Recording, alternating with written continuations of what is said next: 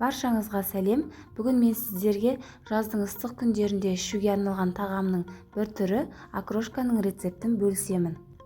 Жасалу жолы өте оңай, қажетті құрамның барлығын төменге описанияға жазып қоямын. Жұмыртқа мен картопты алдын ала суға қайнатып пісіріп аламыз.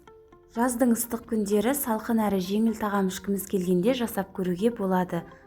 Қажетті құрамның барлығын ұсақтап турап, үлкендеу бір ыдысқа саламыз. Ең алдымен қиярды ұзыншалап жіңішке етіп турап салдым. Редисканы да дәл осылай тураймыз, яғни құрамындағы барлық затты жіңішке етіп бір келке етіп турап саламыз.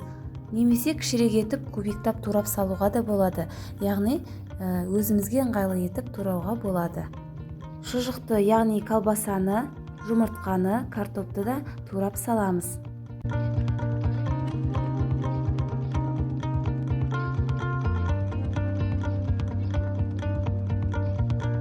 Одан кейін аскөк пен көк жуаны да ұсақтап турап саламыз. Көк жуаны қосу міндетті емес, өзіміздің қалауымызша қосуға болады. Міне барлығын турап дайындап алдық. Енді үстіне айранды құямыз.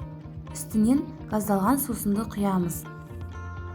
Газдалған сусынды мөлшеріне қарай құямыз, яғни қатты сұйық болып кетпеуі қажет. Дәміне қарай тұзды салып, жақсылап бір келкі болғанша араластырамыз. Жарты сағатқа холодильникке салып қоямыз. Сонда дәмі сіңіп, әдемі болып шығады. Міне осымен дайын.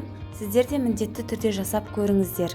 Осылай жасап холодильникке салып қойсақ, ыстық күндері өте таптырмайтын сусын болып табылады. Ас болсын!